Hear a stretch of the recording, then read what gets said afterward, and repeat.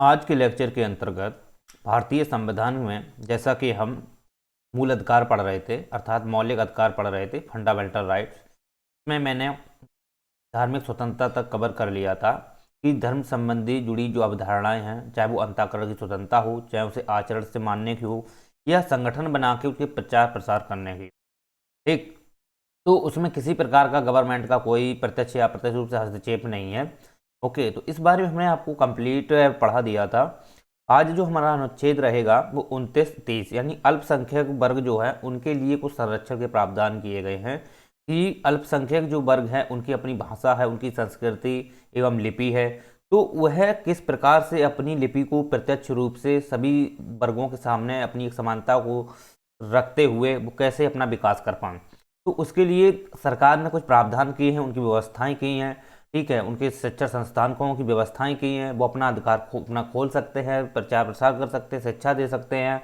Okay, तो इसके लिए उनके वर्ग जो हैं उनके वर्ग हैं उनके विकास के लिए, उनके समुदाय का विकास करने के लिए निरंतर सरकार ने उस पर प्रयास किए हैं। तो भारतीय संविधान में भी उनसे संबंधित कुछ प्रावधान किए गए हैं। ओके, जो अल्पसंख्यक वर्ग हैं तो उनके लिए संरक्षण की सुविधाएं दी गई हैं, उनके संबंधित कुछ संवर्धन के संबंधित विषय दिए गए हैं ताकि वह अपने विकास करने के साथ साथ अपने समुदाय का विकास कर सकें एवं जो बहुसंख्यक वर्ग है उनके एक समान अपने को आधिकारिक रूप से अपने को विकसित कर सकें। तो वही प्रावधान है जो जुड़े हुए हैं, तो उससे संबंधित आज हम बात करेंगे कि अनुच्छेद 29 एवं 30 जो बात की गई है और ये जो दिया गया है लास्ट है शिक्षा एवं संस्कृति, शिक्षा एवं संस्कृति या इसे हम बोल सकते हैं संस्कृति एवं शिक्षा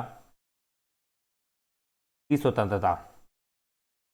अर्थात इसका मतलब ये हुआ कि शिक्षा एवं संस्कृति, क्योंकि हर जो भी अल्पसंख्यक वर्ग है राइट वो अपनी शिक्षा एवं संस्कृति को बनाए रखेंगे। ठीक है, अब संस्कृति एवं शिक्षा जो है हर मनुष्य का अपना अपना एक आंतरिक हिस्सा होता है, हर मनुष्य की अपनी अपनी एक फिलॉसफी होती है, उसके अकॉर्डिंग वो डिसाइड करते हैं कि हम संस्कृति को किस प्रकार से फॉलो करें।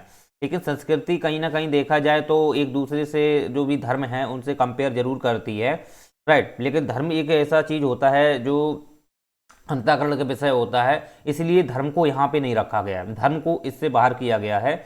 जबकि यहाँ पर जो है संस्कृति और शिक्षा को एक दूसरे से कोरिलेट करके अल्पसंख्यक वर्गों के हितों के संरक्षण के लिए, उनका संवर्धन करने के लिए कुछ महत्वपूर्ण प्रावधान किए गए हैं, प्रोविजन किए गए हैं, जिनको आज हम स्पष्ट करेंगे।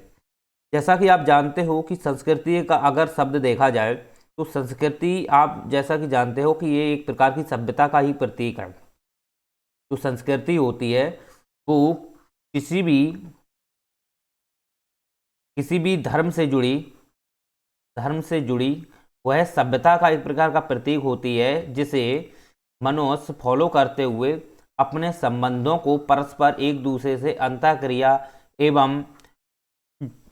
अंतःक्रिया या अंतराक्रिया के माध्यम से वो एक दूसरे से अपना जुड़ाव रखते हैं और उसके अकॉर्डिंग वो अपनी फिलॉसफी को दिनचर्या के रूप में फॉलो करते हुए निरंतर इसके प्रति अपना एक विश्वास रखते हैं। तो ये मनुष्य की एक अपनी संस्कृति होती है। तो संस्कृति आप जैसा कि जानते हो कि हर मनुष्य अपना क्या करता है कि अपने एक दिनचर्या में वो जो भी कृत्य करता है या वो दूसरे के साथ करता है या अपने स्वयं में करता है, तो वो सामूहिक रूप से या अपने आंतरिक रूप से वो जिस प्रकार से व्यक्तिगत नाते वो कार्य करता है, तो वो अपना जुड़ाव जो रखता है वो किस प्रकार के नियमों के तहत या पालनों के तहत वो जिस प्रकार से अपना दिनचर्या करता है, तो निश्चित रूप से आप कह सकते हो कि वो उस संस्कृति के तहत वो अपने आप को समृद्ध कर रहा है, अपनी संस्कृति को फॉलो कर रहा है राइट। तो इस विषय के बारे में जो संस्कृति संबंधी जो विचार दिए गए हैं वो आप जानते हो कि इसे धर्म से अगर आप देखोगे तो धर्म आप देखोगे ये अंतःकरण का विषय है राइट। धर्म एक अंतःकरण का विषय है जो मनुष्य अपने व्यक्तिगत नाते उसको मानता है, अपने दिल में बैठाकर एक बिलीफ सिस्टम पर विश्वास करता है, एक बिलीफ सिस्टम रखता है कि वो धर्म को किस प्रकार से मानता है। तो ये अंतःकरण का विषय है।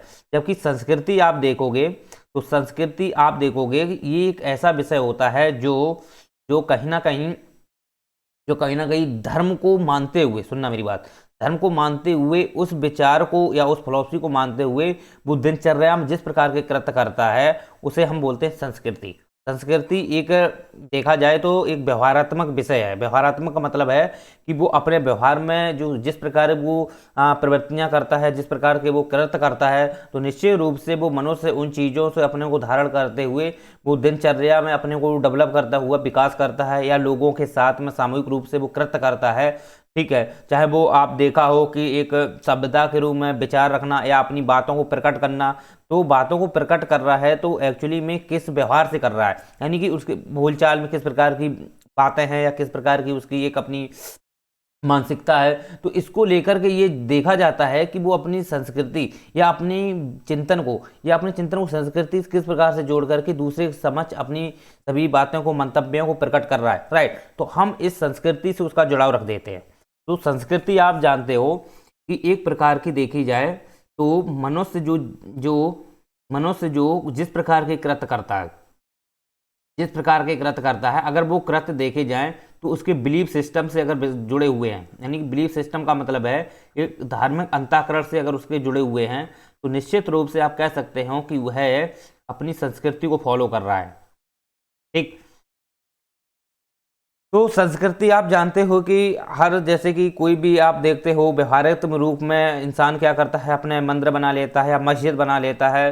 तो उसमें क्या करता है, वो सुबह उठता है और सुबह उठ के पूजा करता है, अर्चना करता है, उपासना करता है। ठीक, सुबह सुबह नहा करके 4 बजे या नहा करके घंटियाँ हिलाता है।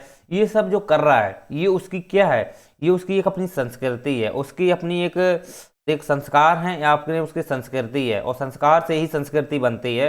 तो इसलिए वो उसकी संस्कृति है कि वो सुबह सुबह उठ के जो पालन कर रहा है, ईश्वर के प्रति श्रद्धा रखते हुए अपने विचारों को प्रकट कर रहा है। ओके, तो धर्म से उसका जुड़ाव है, लेकिन संस्कृति एक व्यवहारात्मक विषय है, जबकि धर्म एक अंतःकरण विषय है, एक अंतर्व्यक्तिक विषय है, जो मनुष्य के अंतर व्यक्त करते हुए वो मानव की चेतना को धारण करते हुए वो उस विषय को प्रकट करने का प्रयास करता है जो ईश्वर से एक श्रेय रखता है, ईश्वर से एक लगाव रखता है। राइट, लेकिन संस्कृति जो होती है वो एक प्रकार का देखा जाए तो वो साधन के रूप में कार्य करती है, साथ ही साथ वो साधन के रूप में कार्य करते हुए लोगों का जुड़ाव रखती है, लोगों पर एक दूसरे को एक परस्पर संबंध रखती है, लोगों को विश्वास रखने को मतलब कि साधन के रूप में कार्य करती है। तो ये एक संस्कृति का एक भाव है, और वो उस संस्कृति के अकॉर्डिंग हर मनुष्य उसको फॉलो करते हुए, हर धर्म को अंतःकरण व्यक्त करते हुए निश्चित रूप से अपने जीवन को सर्वाइव करता है। तो ये जो विषय दिए गए हैं संस्कृति, तो ये संस्कृति जो शब्द है आपको स्पष्ट समझ में आ गया होगा कि जिस प्रकार से धर्म एक अंतःकरण का विषय है, तो उसी प्रकार से संस्कृति एक बाहरी विषय है। ठीक है, संस्कृति एक बाहरी विषय है जबकि धर्म एक अंतःकरण का विषय है। राइट, तो आप इन दोनों में संबंध देख सकते हो, लेकिन संस्कृति आप देखोगे तो कहीं ना कहीं सभ्यता से ही देखने को मिलती है। अगर मनुष्य के अंतर्गत अगर सभ्यता आप देखो कैसी सभ्यता होनी चाहिए। सभ्यता तो आप जैसे कि आप दिनचर्या में किस प्रकार के विचार रखते हो, अपनी बातों को दूसरे समझ किस प्रकार से प्रकट करना चाहते हो, या आपकी बोली है या भाषा है वो किस प्रकार से आप उसको संवर्धन करते हुए उसको रखते हो, या अपने विचारों को दूसरे मनुष्यों के सामने किस प्रकार से आकर्षित करने का प्रयास करते हो, उससे लगाव रखने का प्रयास करते हो। तो ये सभ्यता जो है वह मनुष्य को कहीं ना कहीं उसको एक अग्रसर प्रदान करती है कि वो अपने जीवन में कुछ उच्च कोटि या उच्च उत्कृष्टता का काम करेगा। यानी सभ्यता मनुष्य के फ्यूचर को डिसाइड कर देती है कि ये रैली में ये मनुष्य है आगे बढ़कर कुछ अच्छा कृत्य कर लेगा। क्योंकि आप जानते हो कि कोई व्यक्ति है अगर वो गलत कार्य कर रहा है, बचपन से ही गलत कार्य कर रहा है, तो इसका मतलब ये होता है कि इसकी अच्छी संस्कृति नहीं मिली है, इसको अच्छी सभ्यता नहीं मिली है, अच्छे समाज में इन्होंने अपने जीवन को व्यतीत नहीं किया है, या इसके माता पिता रहे हैं इसको अच्छे से संस्कार नहीं दिए हैं, सभ्यता अच्छे से नहीं दी गई है। तो इसलिए वो मनुष्य है उसके अंदर बहुत सी अवैतनिक अभिक्रियाएँ वो जन्म ले चुकी हैं, जिसकी वजह से वह निरंतर अनैतिक कृत कर रहा जा रहा है, अवैध कृत कर रहा है, ठीक है, मार लूट पीट कर रहा है। तो ये जो है वो एक सभ्यता का प्रतीक नहीं है। ये डिसाइड करता है कि उसके मन में ये शिकार की जो सभ्यता है वो कोई सभ्यता नाम की चीज़ नहीं है, वो केवल यही है कि अहंकार में आकर के वो गलत करता जा रहा है। तो ये क्या है, वो के अंदर घमंड, क्रोध, मोह ये सब उसके वासनाएं, काम वासनाएं जैसी इच्छाएं वो बढ़ जाती हैं, जिसकी वजह से वो अनैतिक कृत्य करता रहता है। लेकिन जो व्यक्ति सभ्यता से युक्त अच्छे समाज में जिया है, अच्छे समाज में युक्त रहा है, तो निश्चित रूप से वह व्यक्ति जो है वो सभ्यता से युक्त होगा। और सभ्यता जो होती है उस व्यक्ति को ये भविष्य को मतलब निर्धारित कर देती है कि ये मनुष्य जो है निश्चित रूप से अगर सभ्यता से युक्त है तो वो मनुष्य आगे चल करके कुछ अच्छा कृत्य करेगा, अच्छा अपने को विकास कर लेगा, साथ ही साथ सार्वजनिक हित को ध्यान में रखेगा। ये चीजें हैं वो सभ्यता का एक प्रतीक है। ओके, तो सभ्यता और संस्कृति भी एक दूसरे से जुड़ाव रखती है, परस्पर इनका संबंध है। लेकिन संस्कृति एक देखा जाए तो सभ्यता से ही एक विकसित रूप है, और संस्कृति आप देखोगे धर्म से एक व्यवहारात्मक संबंध रखती है, जो कहीं ना कहीं धर्म को अंतःकरण से मानते हुए मनुष्य को एक आंतरिक क्रियाओं को, एक आंतरिक चेतनाओं को विकास करने में, डेवलप करने में उसका सहायता प्रदान करती है। यही हमारी एक संस्कृति है। ओके, तो इसके विषय में स्पष्ट हमने आपको डिटेल से समझा दिया है। अब हम बात करते हैं कि ये संस्कृति है और धर्म है, इनके विषय में आपने समझ लिया। तो आप जानते हो कि अनुच्छेद जो 29 है, ये आप जानते हो कि ये संस्कृति की बात है, ठीक है। ये संस्कृति है, सभ्यता की बात आती है, तो ये हर मनुष्य अपना रखना चाहता है, हर मनुष्य अपनी रखना चाहता है, चाहे वो अल्पसंख्यक हों या बहुसंख्यक हों। एक अल्पसंख्यक या बहुसंख्यक हों, हर व्यक्ति अपनी सभ्यता, अपना प्रतीक रखना चाहता है, ठीक है। तो लेकिन बात यहाँ आती है कि ये तो आप देखोगे संस्कृति है और ये सब कुछ है, तो ये एक हर मनुष्य, हर व्यक्ति के अपना एक व्यवहारात्मक विषय होता है। संस्कृति साथ ही से धर्म को मानने के अंतर्गत विषय होता है, तो लेकिन यहाँ धर्म की बात नहीं की गई है। लेकिन बस यही है कि कहीं ना कहीं संस्कृति का जुड़ाव एक धर्म से होता है, राइट। तो इस विषय के हम समझ सकते हैं कि धर्म एक अंतःकरण का विषय है, ठीक है। लेकिन भले ही अनुच्छेद 29 या 30 में भले ही धर्म की बात नहीं की गई है, लेकिन हम व्यवहारिक रूप में संस्कृति को समझते हैं। लेकिन धर्म जो है वो अंतःकरण का एक विषय होता है, वो धर्म, और बिना धर्म की संस्कृति नहीं हो सकती। क्योंकि हर व्यक्ति अगर चाहता है कि अगर वो किसी धर्म से जुड़ाव रखता है, अगर वो धर्म से जुड़ाव रखता है तभी अपनी संस्कृति को बढ़ावा देगा। अगर उसका धर्म से कोई मतलब नहीं है, कुछ भी नहीं है, तो आप देखते हो तो वो, अगर आपको देखोगे तो वो संस्कृति वहाँ पे बहुत कम देखने को मिलती है। भले ही वो संस्कृति छड़ की हो सकता है थोड़ा बहुत मिल जाए, लेकिन वो कहीं ना कहीं अभद्र रूप से मनुष्य होता है, क्योंकि वो कहीं ना कहीं उसका जुड़ाव जो देखा जाएगा वो धर्म से जरूर मिलने को देखने को मिलेगा। धर्म एक आस्था का प्रतीक होता है ना, संस्कृति वो आस्था को बढ़ाने के लिए एक व्यवहारात्मक कृत्य करने को, एक परस्पर संबंध एवं आकर्षित करने का प्रयास करती है।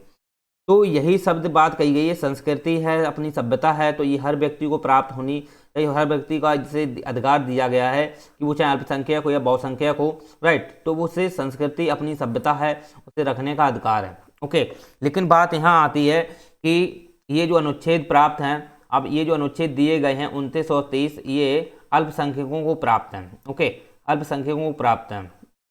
जबकि आप देखोगे जो अनुच्छेद 29 है उसमें आप देखोगे कि संस्कृति से एक विषय इसमें देखने को मिलता है। तो ये संस्कृति है, तो संस्कृति भी आप देखोगे तो कहीं ना कहीं यह बहुसंख्यकों को भी अपनी संरक्षण एवं संवर्धन करने का प्रयास करती है, राइट। तो इसलिए अनुच्छेद 29 है वो बहुसंख्यकों को भी देखने को मिल जाता है, लेकिन अल्पसंख्यक को ये ज़्यादा से ज़्यादा महत्व देता है। क्योंकि अल्पसंख्यक जो वर्ग हैं वो आप देखोगे कि बहुत ही कम होते हैं, तो इस वजह से वो कहीं ना कहीं अपनी सभ्यता, अपनी भाषा से, अपनी लिपि से, अपनी संस्कृति से, या अपने जो दिनचर्या है, जो दिन भर की जो पद्धति है, जो कृत्य करता है, तो उसको डिफाइन करता है कि वो मनुष्य जो है अपने दिन भर में जो कृत्य करता है, ठीक है, तो वो किस प्रकार का कृत्य होना चाहिए, उसकी संस्कृति सभ्यता किस प्रकार की होनी चाहिए, और उसको विकसित करने के लिए वो स्वतंत्र है, राइट। तो वो अपने को अगर बहुसंख्यक के समान ढालना चाहता है, अपने को बहुसंख्यक के समान अपनी संस्कृति को, सभ्यता को बनाए रखना चाहता है, तो इसलिए वो स्वतंत्र है। ओके, तो इस शब्द में, इसके बारे में इन्होंने अनुच्छेद 29 में एक व्यापक रूप से ये उल्लेख कर दिया गया है कि संस्कृति, सभ्यता, ये मनुष्य होने के नाते ये सभी को एक प्रकार से प्राप्त है, और सभी को यह अधिकार है कि वो अपनी संस्कृति, अपनी सभ्यता को बनाए रख सकता है, ठीक, चाहे वो अल्पसंख्यक हो या बहुसंख्यक हो। लेकिन अल्पसंख्यक को यहाँ इसलिए दर्जा दिया गया है कि अल्पसंख्यक आप देखोगे तो किसी भी धर्म से अल्पसंख्यक जो होता है वो एक भाषा के आधार पर भी होता है और धर्म के आधार पर भी होते हैं। क्योंकि धर्म के आधार पर आप देखते हो कि अल्पसंख्यक जो वर्ग होते हैं, क्योंकि हमारे यहाँ पे हिंदू धर्म बहुल क्षेत्र है या हिंदू धर्म बहुल जनता है, तो यहाँ पर हिंदुओं का ज़्यादा यहाँ प्रभुत्व रहता है, हिंदुओं का ज़्यादा यहाँ पे देखा जाए तो काफ़ी आप बहुमत रहता है, तो इसलिए यहाँ पर जो भी अधिकार दिए जाते हैं अधिकतर आप देखोगे तो बहुसंख्यक को प्राप्त है। तो बहुसंख्यक अपना संरक्षण, अपने संवर्धन करने के लिए तो वो स्वतंत्र हैं, वो अपने को कर रहे हैं, विकसित हैं, डेवलप हैं, अपनी संस्कृति को बनाए रख रहे हैं। ठीक है, जैसा कि आप देवी देवताओं को पूजना है, देवी देवताओं को मान्यता देना है या मंदिर पूजा करना है, तो ये बहुसंख्यक हिंदू धर्म है, राइट। तो उनको तो अपने आप को विकसित करने के लिए निरंतर संगठन बनाते हैं, प्रचार प्रसार करते हैं, तो उनको देने की जरूरत ही क्या है। तो इसलिए अनुच्छेद 29 जो 30 दिए गए हैं वो अल्पसंख्यक वर्ग को ज्यादा वरीयता देते हैं। तो अल्पसंख्यक वर्ग जो है वो संस्कृति को बनाए रखें, सभ्यता को बनाए रखें, इसलिए उनको ये सभी प्राप्त होते हैं। ठीक है, तो उम्मीद करते हैं ये स्पष्ट समझ में आ गया होगा। चलिए, तो अब हम बात करते हैं कि संस्कृति से संबंधित जो अल्पसंख्यक वर्ग हैं उनको किन आधारों पर स्पष्ट किया गया है इसमें। तो आप जैसा कि जानते हो कि जो अल्पसंख्यक होते हैं वो दो प्रकार के होते हैं। पहला अल्पसंख्यक आप देखोगे तो धर्म के आधार पर भी अल्पसंख्यक देखने को मिल जाते हैं और भाषा के आधार पर भी अल्पसंख्यक देखने को मिल जाते हैं। ठीक, तो धर्म के आधार पर और भाषा के आधार पर, तो इन आधारों पर दो कैटेगरी में अल्पसंख्यकों को वर्गीकृत किया गया है। और अल्पसंख्यक आप देखोगे, मतलब अल्पसंख्यक का मतलब है कम जनसंख्या में जो लोग होते हैं या किसी धर्म से विशिष्ट जुड़े होते हैं या किसी भाषा विशिष्ट से जुड़े होते हैं, उनको ही हम बोलते हैं अल्पसंख्यक, राइट। तो धर्म से देखो, लेकिन बस ये है कि थोड़ा अंतर बेसिक होता है। अंतर बेसिक ये होता है, थोड़ा हम समझा देते हैं। भाषा के आधार पर आप देखोगे तो अल्पसंख्यक आपको देखने को मिल जाएंगे अलग अलग, राइट। तो हमारे यहाँ पे आप देखोगे कि 22 भाषाएं हैं। ठीक, अनुसूची 8 में 22 भाषाएं का उल्लेख किया गया है भारतीय संविधान में। तो उसमें से आप ये देखिए कि सबसे ज़्यादा भाषा बोलने वाले हिंदी के लोग हैं। तो हिंदी सबसे ज़्यादा बोलने, राजभाषा जो 22 दी गई हैं, तो इसमें सबसे ज़्यादा बोलने वाली कौन है? हिंदी भाषा है। तो हिंदी भाषा एक भाषा अल्पसंख्यक लोग नहीं है, क्योंकि हिंदी बोलने वाले बहुत ज़्यादा हैं। अगर आप उधर आप इंग्लिश भी, वैसे इंग्लिश का कोई महत्व नहीं दिया गया है, इंग्लिश नहीं दी गई है। जबकि आप देखोगे अन्य भाषाएं भी हैं, जैसे तमिल, तेलुगु, कन्नड़, नेपाली है, मराठी है, और भी भाषाएं जो दी गई हैं, बांग्ला है। तो इन भाषाओं में आप देखोगे तो सबसे कम भाषा बोलने वाले जो लोग हैं, सबसे कम विशेष क्षेत्र में कई लोग रह रहे हैं जो नेपाली भाषा बोल रहे हैं या कुछ बांग्ला भाषा बोल रहे हैं, राइट। तो ये बहुत कम लोग देखने को मिलते हैं। ठीक, तो ऐसे लोगों जो कहे ले जाते हैं तो भाषा के आधार पर अल्पसंख्यक हैं। ओके, वो जनसंख्या के आधार पे नहीं है, वो भाषा के आधार पर है। ठीक, अगर कुछ लोग हैं, मान लो 100 लोग हैं, ठीक, अब 100 लोग में 90 लोग ऐसे हैं जो हिंदी बोल रहे हैं और 10 लोग ऐसे हैं जो मान लो बांग्ला या नेपाली बोल रहे हैं, राइट। तो ये नेपाली जो बोल रहे हैं ना, ये एक भाषा के आधार पर है। ठीक, अब भाषा के आधार पर है। अब इसमें अगर आप देखोगे तो कोई भी धर्म आ सकता है, कोई भी धर्म आ सकता है, चाहे हिंदू हो, चाहे मुस्लिम हो, चाहे सिख हो, चाहे ईसाई हो। अगर उनकी भाषा नेपाली है तो निश्चित रूप से वो अल्पसंख्यक ही कहलाए जाएंगे, क्योंकि भाषा बोलने वाले, जो नेपाली भाषा बोलने वाले लोग हैं, वो 10% हैं। उम्मीद करते हैं समझ में आया होगा। और यहाँ पे धर्म से कोई मतलब नहीं है, इसमें भाषा में धर्म से कोई मतलब नहीं है। हिंदू भी नेपाली अगर बोल रहे हैं, ठीक, हिंदू भारत में रह रहे हैं और नेपाली बोल रहे हैं, तो वो भी भाषा के आधार पर वो अल्पसंख्यक हैं, राइट। लेकिन वो धर्म के आधार पर बहुसंख्यक हैं, समझ रहे हो? धर्म के आधार पर वो बहुसंख्यक हैं, जबकि भाषा में अगर उन्हीं को देखा जाए तो भाषा के आधार पर वो अल्पसंख्यक हैं। समझ में आया? तो ये चीजें स्पष्ट आप समझ सकते हो। अब हम बात करते हैं धर्म के आधार पर। तो धर्म के आधार पर आप देखते हो कि हमारे यहाँ पर हिंदू बहुल धर्म है, राइट। मतलब कि सबसे ज़्यादा जो मानने वाले लोग हैं हिंदू धर्म से संबंधित हैं, सबसे ज़्यादा उसी को सांप्रदायिकता दी जाती है कि धर्म के आधार पर जो हिंदू धर्म है, राइट, तो वो अपने को ज़्यादा महत्व प्रदान करते हैं। तो हिंदू धर्म जो एक देखा जाए तो ये बहुल धर्म है। बहुत से मतलब बहुल धर्म नहीं है, एक प्रकार का बहुल जनसंख्यक धर्म है, ठीक है, जहाँ पे भारत में सबसे ज़्यादा फिलॉसफी हिंदू धर्म की ही है, ज़्यादा लोग इसी को मानते हैं, राइट। तो हिंदू धर्म का सबसे ज़्यादा वर्चस्व है, सबसे ज़्यादा महत्व है, यहाँ पे लोग सबसे ज़्यादा इसी धर्म को मानते हैं, यहाँ पे विश्वास रखते हैं, ईश्वर के प्रति स्नेह, श्रद्धा, विश्वास एवं उसे अर्चना, पूजा, उपासना करते हैं। ओके, तो ये धर्म के आधार पर है। और यहाँ पे और भी धर्म रहते हैं, जैसे कि मुस्लिम है, सिख है, ईसाई है, पारसी, यहूदी, जो भी धर्म यहाँ रहते हैं, सभी 6-7 प्रकार के धर्म रहते हैं।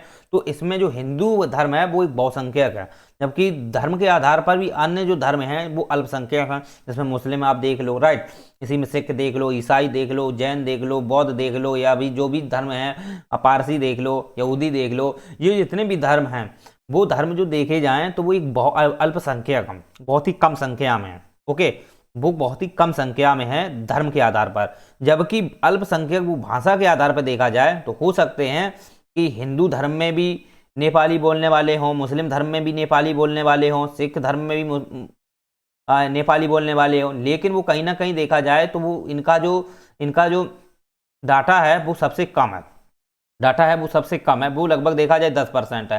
तो ये भाषा के आधार पर अल्पसंख्यक हैं। तो इन्हीं को संरक्षण देने के लिए, इन्हीं को संरक्षण प्रदान करने के लिए अनुच्छेद 29 और 30 जोड़े गए हैं। ओके, तो इनकी अपनी एक भाषा है, इनकी अपनी लिपि है, अपनी एक संस्कृति है। इसको बनाए रखने के लिए, उसको महत्व देने के लिए निरंतर सरकार इनको अधिकार देती है कि आप अपनी भाषा, अपनी लिपि, अपनी संस्कृति बनाए रख सकते हो, उसको संरक्षण प्रदान कर सकते हो, उसका संवर्धन कर सकते हो, राइट। तो इसके लिए अधिकार देते हैं, और ये अधिकार जो होते हैं आप देखोगे तो राज्य के विरुद्ध होते हैं, ठीक है। चलिए, तो उम्मीद करते हैं आपको ये शब्द समझ में आ गया होगा स्पष्ट। तो आप जैसा कि जानते हो कि अल्पसंख्यक हितों के लिए जो 29 अनुच्छेद है वो कहता क्या है, अल्पसंख्यक हित के लिए वो ये कहता है, एक मिनट, वो यहाँ स्पष्ट करता है कि भारत के किसी भी भाग में रहने वाले अनुभाग को अपनी भाषा, संस्कृति, रिवाज को सुरक्षित रखने का अधिकार है, और किसी भी नागरिक को ठीक है, किसी भी नागरिक को राज्य के अंतर्गत आने वाले संस्थान, सहायता प्राप्त संस्थान, धर्म, जात से रोका नहीं जाएगा। इसका मतलब ये होता है कि अगर आप अल्पसंख्यक वर्ग के अंतर्गत आते हैं, चाहे वो अल्पसंख्यक आप धर्म के आधार पर हो, चाहे अल्पसंख्यक आप भाषा के आधार पर हो, राइट, तो अल्पसंख्यक हितों के लिए यही है कि आप भारत के किसी भी क्षेत्र में, भारत के किसी भी भाग में या किसी भी भाग के क्षेत्र विशेष में आपको अपनी भाषा को, अपनी संस्कृति को, अपने रीति रिवाज को, ठीक, अपने उसको सुरक्षित रखने एवं उसका संवर्धन करने का आपको अधिकार दिया जाता है। ओके, तो अल्पसंख्यकों को क्या दिया जाता है, अगर अल्पसंख्यक वर्ग किसी भी क्षेत्र में रहते हैं, अल्पसंख्यक ऐसा मतलब नहीं है कि उत्तर प्रदेश में सबसे ज़्यादा रहते हैं या पश्चिम बंगाल में सबसे ज़्यादा रहते हैं या कहीं कम रहते हैं, ऐसा नहीं है। अल्पसंख्यक होने चाहिए, वो कहीं भी रह सकते हैं, किसी भी भाग में, किसी भी क्षेत्र विशेष में, ठीक। तो अल्पसंख्यक जो हैं वो भारत के किसी भी क्षेत्र में, भारत के किसी भी क्षेत्र में, ओके, किसी भी क्षेत्र में या भाग में, ठीक, रहने वाले अनुभाग, यानी रहने वाले मतलब जो लोग हैं वहाँ पे उस विशेष क्षेत्र में रहने वाले जो लोग हैं वो अपनी भाषा, मतलब अल्पसंख्यक होने चाहिए, अपनी क्षेत्र में अपनी भाषा, लिपि, संस्कृति, यानी संस्कृति में आप जानते हो रीति रिवाज इसी में आ जाता है, रीति रिवाज, ठीक, इनको क्या है, इन्हें सुरक्षित रखने एवं संवर्धन करने का अधिकार है। संवर्धन का मतलब होता है एक प्रकार से प्रबंधन या उसे संरक्षण, ठीक, सुरक्षित एवं संवर्धन करने का उन्हें अधिकार होता है। तथा किसी भी नागरिक को, इसमें से कोई भी अगर नागरिक है, तथा किसी भी नागरिक को, राइट, इतना तो अल्पसंख्यक हितों को है, राइट, अल्पसंख्यक हितों को, तथा किसी भी नागरिक को राज्य के अंतर्गत आने वाले संस्थान, यानी कि जो भी राज्य के तहत जो संस्थान है, चाहे वो शैक्षणिक संस्थान हो, कोई भी संस्थान है, ठीक है, उसमें आने वाले संस्थान की जो सहायता प्राप्त संस्थान में, चाहे उसमें धर्म हो, जाति हो, भाषा हो, ठीक, उसमें उसे रोका नहीं जाएगा। यानी कि यार उसका मतलब ये हुआ कि किसी भी नागरिक को, इसमें अल्पसंख्यक के जो नागरिक हैं और उसमें कोई भी नागरिक है तो उसमें जो होते हैं, जैसे कि भारत में आने वाले, राज्य के अंतर्गत जो आने वाले संस्थान होते हैं, राइट, तो उसमें जो सहायता प्राप्त संस्थान है, राइट, सहायता प्राप्त संस्थान का मतलब ये है कि राज्य द्वारा जो सहायता प्राप्त संस्थान है तो उसमें धर्म, जाति, भाषा से किसी भी को रोका नहीं जाएगा। यानी कि जाति, धर्म एवं भाषा के आधार पर अल्पसंख्यकों को या किसी नागरिक को उसमें रोका नहीं जाएगा जो राज्य सहायता प्रदान करने वाले जो भी यहाँ पे संस्थान है। ओके, तो ये बात स्पष्ट की गई है कि अल्पसंख्यकों के हितों के लिए कोई भी राज्य सहायता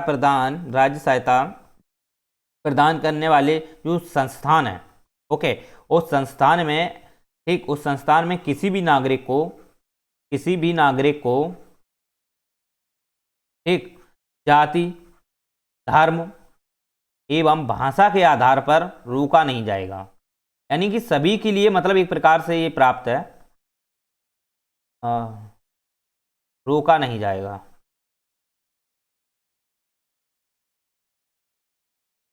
चलिए, तो आपको समझ में आ गया होगा। यानी कि जिस प्रकार से बहुसंख्यक को, यहाँ पे देखो बहुसंख्यक को तो है ही, राज्य में सहायता संस्थान किसी भी मतलब नागरिकों को तो प्राप्त है ही। यानी कि नागरिक की बात की गई तो नागरिक उसमें अल्पसंख्यक भी आ जाएगा। तो कहीं ना कहीं इसमें नागरिक या अल्पसंख्यक का हित छिपा है, क्योंकि राज्य में सहायता प्राप्त जो संस्थान है या राज्य द्वारा जो संस्थान चलाए जा रहे हैं वो बहुसंख्यक वर्ग के लिए उतना ही है और राज्य और अल्पसंख्यक वर्ग के लिए ही उतना ही है। यानी कि यहाँ पर कोई भेदभाव नहीं कर सकती है सरकार। ओके, चाहे वो बहुसंख्यक हो चाहे अल्पसंख्यक हो, किसी प्रकार का यहाँ भेदभाव नहीं कर सकती है किसी भी संस्थान में, अगर वो राज्य सहायता प्राप्त संस्थान है। ओके, अब ऐसा है कि किसी ने अपना संस्थान बनाया है, प्राइवेट संस्था बनाई है हिंदू धर्म ने, तो वो अल्पसंख्यक वर्ग को धर्म के आधार पर रोक सकती है, वो एक अलग मैटर, वो अपना एक अलग फिलॉसफी है। अगर राज्य द्वारा अगर कोई सहायता संस्थान है, ठीक है, जो राज्य के अंतर्गत आने वाले जो भी सहायता प्राप्त संस्थान है उसमें किसी भी नागरिक को धर्म, जाति, भाषा के आधार पर नहीं रोका जाएगा, चाहे वो अल्पसंख्यक हो चाहे वो बहुसंख्यक हो। ओके, सभी को एक समान प्राप्त है। इसका अर्थ ये हुआ कि अल्पसंख्यक हितों को भी बहुसंख्यक के समान ही दर्जा दिया गया है राज्य सहायता प्राप्त संस्थानों में। इसका मतलब आप ये समझ सकते हो। तो उम्मीद करते हैं आपसे ये स्पष्ट आपको समझ में आ गया होगा। तो अल्पसंख्यक हितों के संरक्षण के लिए ये सरकार प्रयास करती है। तो साथ ही साथ आप जानते हो कि इसीलिए तो वो समूह की रक्षा करना या जो भी अल्पसंख्यक समूह है उनकी रक्षा करना है, उनकी व्यक्तिगत सम्मान की रक्षा करना है, चाहे वो भाषाई के आधार पर हो चाहे वो अल्पसंख्यक के आधार पर हो, दोनों को वो एक प्रकार का संरक्षण देती है तथा आंदोलन का भी अधिकार देती है। ओके, आंदोलन का भी अधिकार देती है। तो आप जैसा कि जानते हो कि कहीं ना कहीं आपको अल्पसंख्यक हो या बहुसंख्यक हो, ठीक, उनकी समूह की रक्षा एवं उनकी व्यक्तिगत सम्मान की रक्षा करती है। और ठीक है, और अल्पसंख्यक जो है चाहे वो भाषा के आधार पर हो चाहे वो धार्मिक के आधार पर हो, दोनों को ही संरक्षण देती है। तथा जो जनप्रतिनिधित्व अधिनियम जो 1951 है उसके तहत उल्लंघन नहीं माना जाएगा। ठीक, इसमें ये बात स्पष्ट की गई है, जो जनप्रतिनिधित्व अधिनियम है,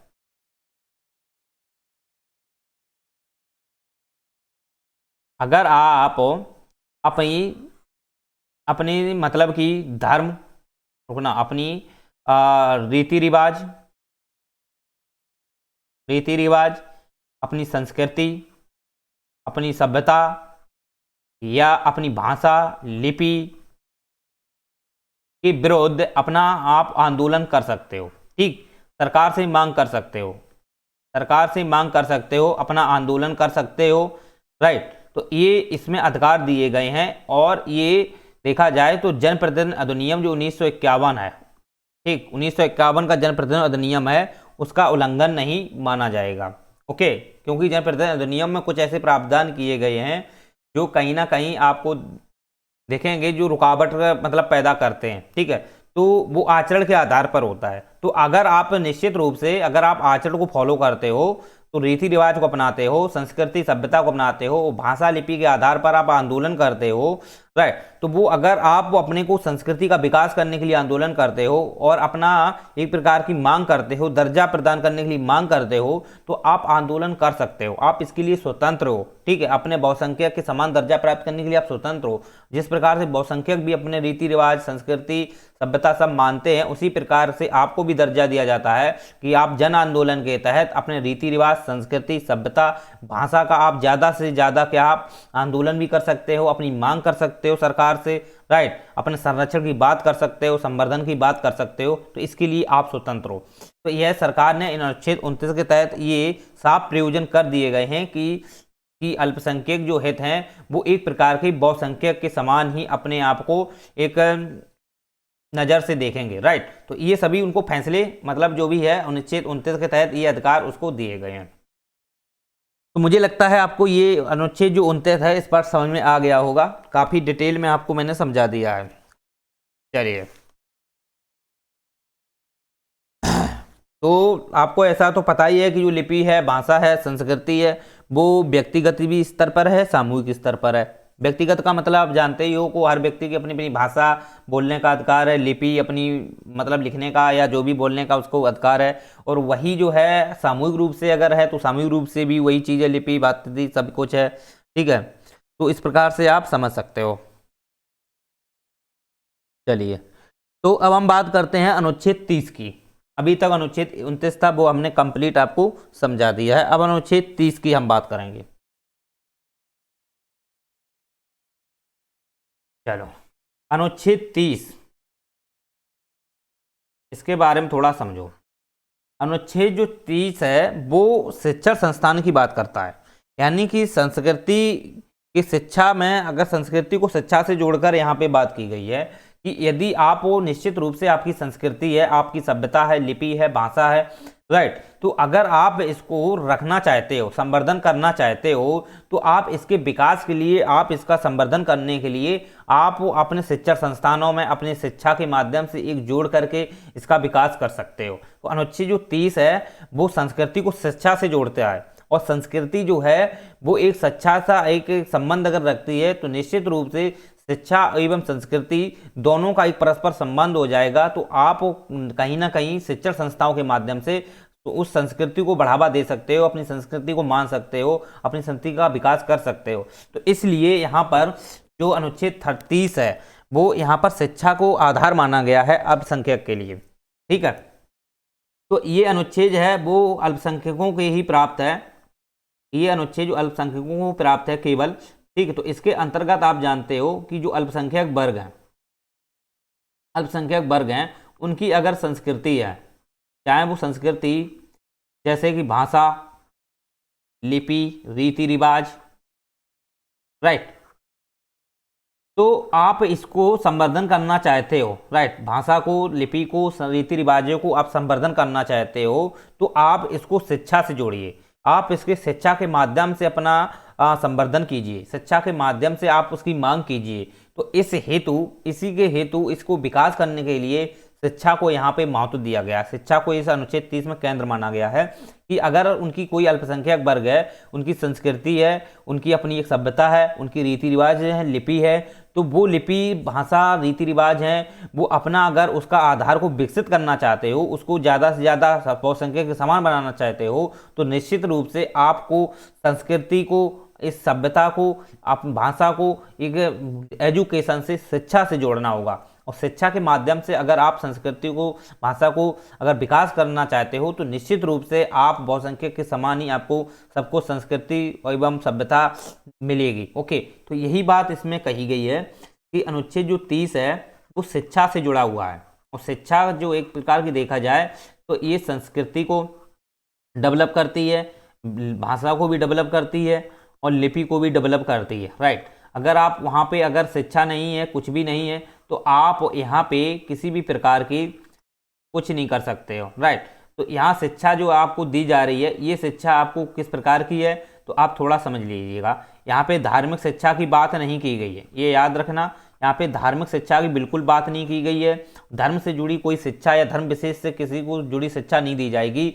यहाँ पर आपको अपनी एक योग विद्या की शिक्षा मिल सकती है, जैसे योग विद्या की एक स्वास्थ्य के लिए, राइट, यानी कि आप जैसे कि जो योग से संबंधित जो शिक्षाएं होती हैं वो आप दे सकते हो, या किसी विशेष किसी विषयों से संबंधित शिक्षाएं दे सकते हो, लेकिन धर्म विशेष से जुड़ी शिक्षा यहाँ नहीं दी जाएगी, क्योंकि धर्म से जुड़ी जो शिक्षाएं हैं वो अनुच्छेद 25 से 28 तक वहाँ पे हमने आपको पढ़ा दिया है, राइट। लेकिन यहाँ पर जो शिक्षा दी जाएगी वो शिक्षा है योग से संबंधित शिक्षा, चिंतन संबंधित शिक्षा दी जा सकती है, लेकिन धर्म विशेष जैसे कि किसी फिलॉसफी को लेकर के, धर्म को लेकर के शिक्षा यहाँ नहीं दी जाएगी। इसलिए ये जो शिक्षा है आपकी संस्कृति को, भाषा को, लिपि को विकास करने में काफ़ी महत्वपूर्ण प्रोत्साहन देगी या यहाँ पर प्राथमिकता देगी, राइट। तो इस उद्देश्य के लिए इस शिक्षा को संस्कृति, भाषा से जोड़कर अगर आप निश्चित रूप से विकास करना चाहते हो तो 100% है कि आप बहुसंख्यक के समान अपनी संस्कृति, भाषा को डेवलप कर लोगे। तो यह इनको अलग से दिया जाता है शिक्षा से, राइट। तो अब इसके लिए सरकार ने कुछ प्रोविजन दिए हैं, तो उसको थोड़ा समझ लो। यहाँ पर ये स्पष्ट कर दिया गया है कि अल्पसंख्यक जो वर्ग हैं वो अपनी रुचि से कोई भी शिक्षा संस्थान खोल सकते हैं, उनको स्थापित कर सकते हैं, तो एवं उनका संरक्षण और प्रशासनिक मतलब प्रशासन उसका कर सकते हैं। इसका अर्थ ये हुआ कि अल्पसंख्यक जो वर्ग हैं तो वो इस चीज़ के लिए स्वतंत्र हैं कि वो अपना कोई भी संस्थान खोलना चाहते हैं शिक्षा से संबंधित, ठीक, अपना कोई भी शिक्षण संस्थान खोलना चाहते हैं, ठीक है, संस्था या बोल सकते हैं इसको शिक्षण संस्थान या संस्था खोलना चाहते हैं जो कहीं ना कहीं संस्कृति को, उसकी भाषा को, लिपि को बढ़ावा दे रही हो, राइट, इस संदर्भ में वो खोल सकते हैं। या आप कोई भी शिक्षा जैसे स्कूली शिक्षा होती है वो दे सकते हो, ठीक, किसी भाषा से संबंधित आप शिक्षा को दे सकते हो। भाषा से आप जानते हो कि आप जो अल्पसंख्यक वर्ग हैं जो मतलब भाषाई के आधार पर उनको मान लो कि किसी को बांग्ला भाषा की शिक्षा देनी है तो बांग्ला भाषा में आप शिक्षा दे सकते हो, क्योंकि ऐसे इस प्रकार दे सकते हो कि आप अपनी भाषा को डेवलप करना चाहते हो कि हमारी भाषा है अन्य हिंदी की भाषा की तुलना में बहुत कमज़ोर है, तो हम अगर अपनी भाषा का विकास करना चाहते हैं तो आप भाषा को आधार मानते हुए उसको संबंधित ज्ञान है उसमें जुड़े जो भी महत्वपूर्ण तर्क वितर्क हैं उनको आप रख सकते हो, उनको ज्ञान शिक्षा के माध्यम से शिक्षण संस्थानों से द्वारा प्रचार प्रसार कर सकते हो, जानकारी दे सकते हो, लोगों को जुटा सकते हो। तो ये चीज़ें स्पष्ट इसमें कर दी गई हैं शिक्षण संस्थानों में, राइट, तो ये आप समझ सकते हो। जबकि आप देखोगे यहाँ पे धार्मिक शिक्षा की कोई बात नहीं है, केवल अपनी स्कूली शिक्षा है, संस्कृति भाषा लिपि की शिक्षा है, या शिक्षा संस्थानों में आप योग विद्या की शिक्षा है। योग का मतलब जानते हो, योग विद्या का मतलब ये है अपना शारीरिक स्वास्थ्य हेतु, ठीक, शारीरिक स्वास्थ्य हेतु अपनी शिक्षण संस्थानों में ये मतलब शिक्षा प्रदान कर सकते हो, लोगों को जुटा सकते हो, जागरूक कर सकते हो, राइट। तो ये शिक्षण संस्थानों की बात की गई है, ना कि धर्म से। चलिए, तो और इन शिक्षण जो संस्थान है इनका ये मतलब प्रशासनिक संवर्धन कर सकते हैं, इनका संरक्षण कर सकते हैं, इनके आप ये प्रशासन उसका प्रशासनिक जो व्यवहार है वो आप ये कर सकते हैं। चलिए, तो इसमें और भी जैसे कुछ प्रोविज़न दिए गए हैं, जैसे कि आप देखोगे तो इसमें जो भी शिक्षण संस्थान हैं तो बहुत सारे शिक्षण संस्थान होते हैं जिसमें आप देखोगे कि जो भी प्रोविज़न दिए गए हैं इसके साथ साथ और भी देखो प्रोविज़न दिए गए हैं, आप उनको थोड़ा समझो। जैसे कि जो शिक्षण संस्थान है, ठीक है, जो शिक्षण संस्थान है, ओके, जो शिक्षण संस्थान है उसमें संस्थानों में जो भी है उनको जैसे अल्पसंख्यक वर्ग हैं तो उनको जमीन अर्जन करने का अधिकार दिया गया है, क्षतिपूर्ति अगर होती है निश्चित रूप से तो क्षतिपूर्ति के आधार पर तो जो उनको संपत्ति का है उनको अर्जन करने का अधिकार दिया गया है। जबकि आप देखोगे 44वां संविधान संशोधन है उसके तहत 1978 में उसको कानूनी मतलब अधिकार बना दिया गया है, विधिक अधिकार बना दिया गया है, क्योंकि जो भाषा जो भी संपत्ति का जो दर्जा था पहले आप देखोगे स्थायी संपत्ति रखने के लोगों को वो स्वतंत्र थे, ठीक है, उनकी अपनी एक निजी संपत्ति होती थी, तो वो इस संपत्ति को लेकर के ज़्यादा अपने को एक अधिकार मानते थे कि ये हमको संपत्ति का अधिकार दिया है। लेकिन 1978 में इस चीज़ को ख़त्म कर दिया है। जबकि अल्पसंख्यक वर्ग में देखोगे तो अभी भी अप्रत्यक्ष रूप से देखने को मिलता है, क्योंकि अल्पसंख्यक वर्ग जो होते हैं वो कहीं ना कहीं देखे जाएँ तो वो एक प्रकार की बहुसंख्यक की कमजोरी की दृष्टि में देखे जाते हैं, राइट। तो उनको इस चीज़ के लिए उनको स्वतंत्रता मिल जाती है कि अगर उनको किसी भी संपत्ति से लेकर के अगर उनको क्षतिपूर्ति होती है तो निश्चित रूप से अपनी संपत्ति को लेकर के मांग कर सकते हैं। अपनी संपत्ति को बनाए रखने के लिए वो उनको एक अधिकृत दिया जाता है कि वो अपनी ज़मीन को या अर्जन करने को उनको अधिकार है, राइट। लेकिन वो एक क्षतिपूर्ति का आधार पर है, ऐसे नहीं है कि ये संपत्ति हमारी है, इस पर सरकार का कोई हक नहीं है, ऐसे आप वो नहीं कर सकते हैं। बस यही है कि अगर वो किसी भी विशेष क्षेत्र में अगर उनको क्षतिपूर्ति होती है, ठीक है, अगर किसी में क्षति हो गई है, ठीक है, वो ज़मीन को लेकर या किसी में नुकसान बहुत बड़ा हो गया है, तो फिर उनको क्षतिपूर्ति करने के लिए वो ज़मीन को अर्जन करना चाहते हैं, सरकार से अर्जन करना चाहते हैं, तो वो इसके लिए वो स्वतंत्र उनको अधिकार दिया गया है। ओके, तो ये इसमें स्पष्ट किया गया है। अल्पसंख्यक जो वर्ग हैं, राइट, अल्पसंख्यक जो वर्ग हैं उनको क्षतिपूर्ति हेतु, यानी कि अगर किसी भी प्राकृतिक समस्याओं या प्राकृतिक घटनाओं की वजह से उनको ज़्यादा से ज़्यादा क्षति हो गई, राइट, तो अब वो उनके पास कुछ रहने के लिए नहीं है, कुछ खाने के लिए नहीं है, तो इसके लिए तो वो कर सकते हैं, सरकार से मांग कर सकते हैं एवं सरकार से वो अपनी जमीन को भी अर्जन करने की मांग कर सकते हैं, यानी कि जमीन अर्जन करने का इनको अधिकार होता है।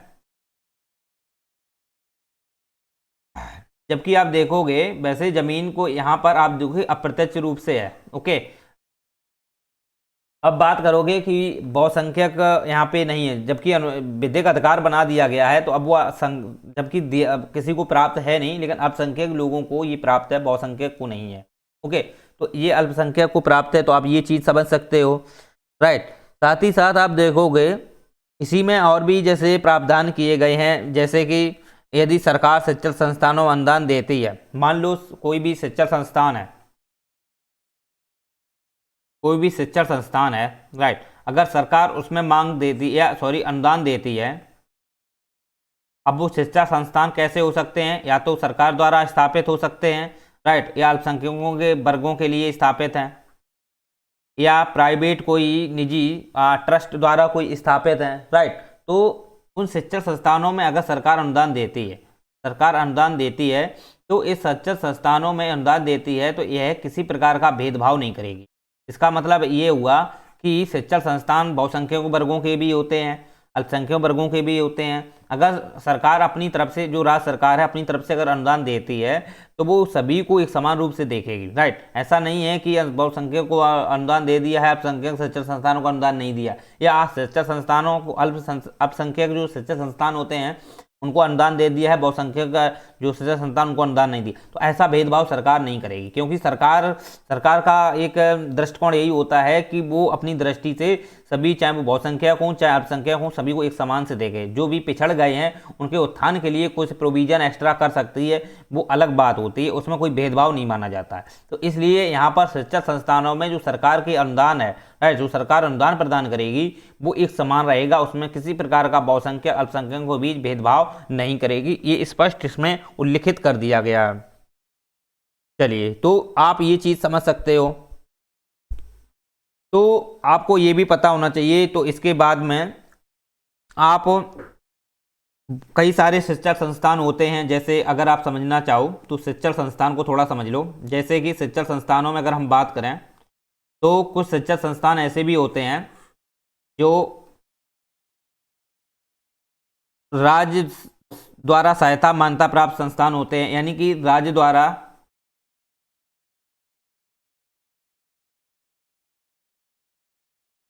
सहायता एवं मान्यता उनको दी जाती है, मान्यता प्रदत्त संस्थान होते हैं।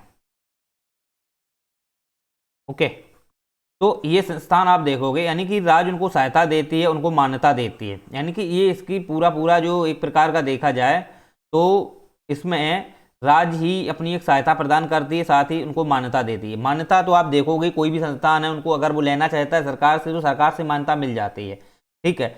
अब वो सरकार उसमें अपनी राज्य अपनी सहायता प्रदान करती है, उसमें अनुदान देती है, तो वो एक अलग मैटर होता है, राइट। तो वो वहाँ पे अगर वो देना चाहती है तो देगी, नहीं देना चाहती हो तो नहीं देगी। काफ़ी ऐसे संस्थान हैं जो राज्य द्वारा मान्यता प्राप्त भी हैं लेकिन आर्थिक सहायता नहीं मिलती है। जैसे आप देखो अंगला वाले देख लो, संस्थान ऐसे भी हैं, जैसे कि राज्य द्वारा मान्यता प्राप्त हैं, लेकिन इनको अनुदान नहीं देती है, यानी कि आर्थिक सहायता नहीं देती है। ऐसे भी संस्थान हैं। और भी संस्थान है, जैसे कि आप देखोगे कि और भी संस्थान है जैसे कि राज्य द्वारा मान्यता है लेकिन आर्थिक संस्थान, मतलब कि ऐसे भी संस्थान है जो राज्य द्वारा तो मान्यता है, राज्य द्वारा मान्यता प्राप्त है, लेकिन वो स्वयं आर्थिक सहायता नहीं लेते हैं।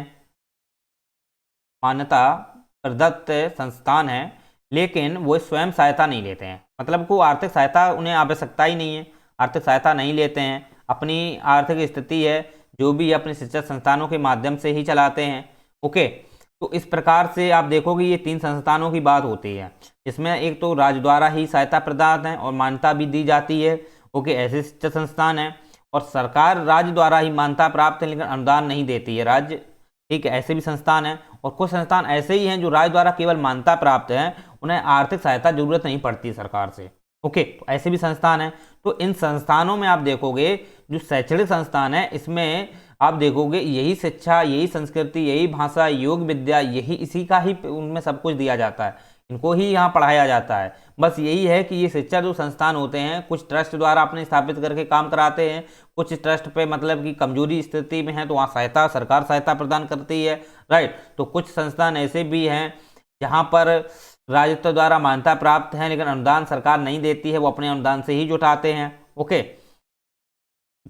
लेकिन कुछ संस्थान ऐसे भी हैं जो राज्य द्वारा मान्यता प्राप्त हैं लेकिन राज्य उसमें सहायता तो देती है लेकिन वो सहायता लेते ही नहीं है, ऐसे भी संस्थान हैं, ठीक। तो इनको अलग अलग प्रकार से उल्लिखित किया गया है और ये जो होते हैं आप देखोगे तो अल्पसंख्यक वर्गों के हितों के लिए ही होते हैं। यहाँ पे अल्पसंख्यक जो शब्द है आप देखोगे तो ये एक्चुअली में अल्पसंख्यक जो शब्द है ये आपको संविधान में उल्लिखित नहीं किया गया, संविधान में इस शब्द का कोई उल्लेख जिक्र नहीं है, राइट, अल्पसंख्यक शब्द का। यहाँ पे अब और चीज अगर आप देखना चाहो तो शिक्षक जो संस्थान है यहाँ अल्पसंख्यक वर्गों को कुछ यहाँ पर रियायत दी गई है, जैसे जो अल्पसंख्यक संबंधित जो शिक्षण संस्थान है वहाँ पर आप देखोगे तो स्वयं में प्रशासनिक सेवा, प्रशासन करने का उसका जो भी शिक्षण संस्थान का प्रशासन कर सकते हो, उनका संवर्धन कर सकते हो। इसी के बाद में उसमें आप अपने मन से किसी भी व्यक्ति को चुन सकते हो या आप ऐसे कोई शिक्षक, आप एक शिक्षक को चुनने का इनको अधिकार दिया जाता है कि वो अपने अकॉर्डिंग शिक्षक चुन सकते हो, ठीक है। अपने अकॉर्डिंग सुशासन चुनने का उनको अधिकार है, अपने अकॉर्डिंग मतलब कि अपने सुशासी यानी कि जो भी शिक्षा संस्थानों को संचालित कर सकता है तो उसे नियुक्त करने का उनको अधिकार होता है, ठीक है। साथ ही साथ शिक्षक कर्मचारी ये होते हैं जो उसमें बहुत सारे काम करते हैं, ठीक, उसको जनरेट करते हैं, उसको रेगुलेट करने का प्रयास करने के लिए सहायता प्रदान करते हैं, तो ऐसे भी नियुक्त करने का अधिकार इनको दिया जाता है। साथ ही साथ उसमें जो विद्यार्थी होते हैं उनको शिक्षा देने का भी अधिकार उनको अपने अकॉर्डिंग दे सकते हैं। बस यही है कि ये शिक्षा जो होनी चाहिए वो अपनी भाषा लिपि से ही रिलेटेड होनी चाहिए, धर्म से नहीं, ओके। इसके बाद आप देखोगे तो आप अगर जो भी शिक्षा संस्थान है अगर विद्यार्थियों से शुल्क लेना चाहते हैं तो उनसे शुल्क ले सकते हैं, ठीक। अगर कोई शिक्षा संस्थान है आप फ्री पढ़ाना चाहते हैं तो फ्री पढ़ाइए, अगर शुल्क लेना चाहते हैं तो शुल्क भी ले सकते हैं, वो उनके ऊपर डिपेंड है, ठीक है। इसलिए उनको अल्पसंख्यकों को आप ये स्वतंत्र दर्जा दे दिया गया है कि वो अपने अकॉर्डिंग डिसाइड कर सकते हैं, क्योंकि अनुच्छेद 30 स्पष्ट कर देता है कि अल्पसंख्यक जो हैं, अल्पसंख्यकों को दिए जाने वाले शिक्षा संस्थान अधिकार हैं वो बहुसंख्यक के एक प्रकार के समान ही देखे जाएंगे। तो इस प्रकार से ये अनुच्छेद जो 30 है वो अल्पसंख्यकों को बहुत ही विशिष्ट दर्जा प्रदान करता है, बहुत ही उसको महत्व देता है कि वो भी अपना एक प्रकार से बहुसंख्यक के समान ही अपने को एक दृष्टिकोण में देख सकें। चलिए, तो इस प्रकार से आप देख सकते हो। तो इसके फैसले में आपने देखा हो 2000 में एक सुप्रीम कोर्ट ने फैसला लिया था, फैसले में अपनी स्पष्ट बातें की थी कुछ, जैसे 2007 में एक सुप्रीम कोर्ट ने एक निर्णय दिया था, एक फैसला था, वो था secretary of Malankara Syrian Catholic जो केस था उसके विषय में। अगर आप लिखना चाहो वैसे लिख सकते हो, अगर आप ठीक रहेगा, सेक्रेटरी और मलनकारा सीरियन कैथोलिक, इस एक प्रकार का कॉलेज था ये, ठीक, कैथोलिक कॉलेज केस, यानी कि ये secretary of Malankara Syrian Catholic case college है, ठीक। इससे संबंधित जो केस था वो सुप्रीम कोर्ट में गया था, राइट। इससे संबंधित ये एक प्रकार का शिक्षा संस्थान ही है जो secretary of Malankara Syrian Catholic, यानी कि ये कैथोलिक एक चर्च देखा हो आपने, ईसाई से संबंधित है। और ये आप देखोगे तो इसमें शिक्षा संस्थान है, राइट। इससे संबंधित केस गया था सुप्रीम कोर्ट में 2007 में, तो इसी को ही उन्होंने एक केस के रूप में देखा, तो इसको उन्होंने इसी केस में उन्होंने एक फैसला सुनाया था। वो फैसले कुछ निर्णय हैं सुप्रीम कोर्ट ने जो दिए थे, आप उनको थोड़ा लिख लीजिए। उसमें स्पष्ट ये कह दिया गया था कि जो मैंने ऑलरेडी अभी बता दिया है, स्पष्ट कर दिया है, उसको हम फिर दोहरा देंगे क्योंकि ये चीज़ें इसमें इसी के तहत दी गई थी सुप्रीम कोर्ट के तहत।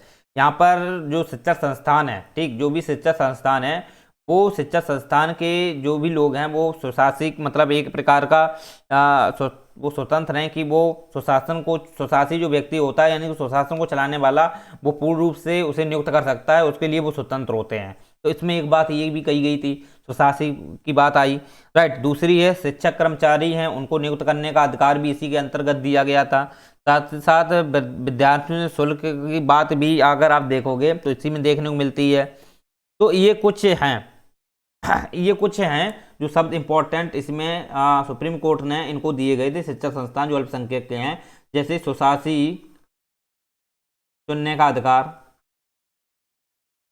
ओके, अपने मनपसंद के शिक्षक को चुनने का अधिकार है, मनपसंद के जो शिक्षक हैं, शिक्षक वर्ग हैं या शिक्षा जो भी शिक्षा देते हैं उनको चुनने का अधिकार है अपने मनपसंद के, राइट, दबाव से कुछ भी नहीं है। तीसरा है विद्यार्थी जो होते हैं, ठीक, उन्हें पढ़ाने का एक प्रकार का इन्हें महत्व दिया गया है। इन्हें ऐसा नहीं है कि ये कोई दबाव है, अगर वो पढ़ाना चाहते हैं तो पढ़ाएंगे, नहीं पढ़ाना चाहते हैं तो कोई बात नहीं, ठीक है। अगर ये विद्यार्थियों पे शुल्क लेना चाहते हैं, ठीक, अपने अपने शिक्षण संस्थानों के विकास करने के लिए शुल्क लेना चाहते हैं, ठीक, तो ये शुल्क भी ले सकते हैं। तो आपने तभी तो देखे हो काफ़ी ऐसे शिक्षण संस्थान हैं जो सरकार द्वारा मान्यता प्राप्त हैं, लेकिन उन्हें किसी प्रकार की आर्थिक सहायता की आवश्यकता नहीं होती है। इसमें आपने देखा हो ठेका कानून है इनका नाम आपने सुना हो, ठेका कानून, श्रमिक कानून, औद्योगिक कानून, ठीक, श्रमिक कानून है जो अल्पसंख्यक वर्गों से जुड़े हुए हैं, औद्योगिक कानून। तो इनके अंतर्गत आप देखोगे तो ये जो संस्थान होते हैं इन्हें किसी प्रकार की आर्थिक सहायता की आवश्यकता नहीं होती है, ठीक। ये अपनी स्वयं में संरक्षण, संवर्धन एवं उसको विनियमित करते हैं। जो भी उसका लेखा जोखा है या जो भी उससे जुड़े एक आर्थिक संरचनात्मक जो भी एक प्रपत्र है या ढांचा है उसका, उससे संबंधित जो भी जिसी प्रकार की गतिविधि हैं उनका वो स्वयं संरक्षण संवर्धन करते हैं, राइट। तो इनके लिए कोई इसी प्रकार की आर्थिक सहायता की आवश्यकता नहीं होती। तो इसीलिए आप देखोगे तो अनुच्छेद 30 के अंतर्गत ही 2007 में ये सुप्रीम कोर्ट ने फैसला दे दिया गया था कि शिक्षा संस्थान जो अल्पसंख्यक के हैं तो उनको स्वशासी चुनने का अधिकार है, अपने मनपसंद के शिक्षक चुन सकते हैं, विद्यार्थियों से शुल्क भी ले सकते हैं। तो ये स्पष्ट इसमें विवरण कर दिया गया था, ओके। चलिए, तो उम्मीद करते हैं आपसे ये उल्लिखित अनुच्छेद जो 30 है वो समझ में आ गया होगा। अगर आप और देखोगे तो इस शिक्षा संस्थानों पर सरकार प्रतिबंध लगा सकती है, ये आप विशेष थोड़ा याद रखें। ऐसा नहीं है कि आप अल्पसंख्यक हो तो आपको खुला स्वतंत्रता दे दी गई है कि आप कुछ भी कर लो, ठीक है। ये आपको कानून के दायरे में रहेंगे, रखे कानून के दायरे में रहेंगे, यानी कि आप कानून से बढ़ के कोई भी शिक्षण संस्थान या कोई ऐसा संगठन नहीं रहेगा जिसे आप कानून से ऊपर ले जाओ या आप अपने विकास करने के साथ दूसरे के स्वतंत्रता को, दूसरे के अधिकारों का भी हनन करने लगो, तो ऐसा आप नहीं कर सकते हो। तो इसके लिए सरकार ने पूर्ण रूप से प्रतिबंध लगा रखे हैं, राइट। आपको स्वतंत्रता दी गई है अपना विकास करने के लिए, अपने अलग से अपना जन समुदाय का विकास करने के लिए या दूसरे के जो भी वर्ग हैं या समुदाय हैं उनके समान रखने के लिए अपना विकास कर सकते हो, राइट। इसके लिए अपने शिक्षण संस्थान खोल सकते हो, पढ़ा सकते हो, अपनी भाषा लिपि को, संस्कृति को बढ़ावा दे सकते हो, लेकिन आप इनको आप अवैतनिक तरीके से या अवैधानिक तरीके से आप ऐसा कृत्य नहीं कर सकते हो ताकि दूसरे शिक्षण संस्थानों को या दूसरे बहुसंख्यक लोगों को भी इसके ठेस पहुंचे।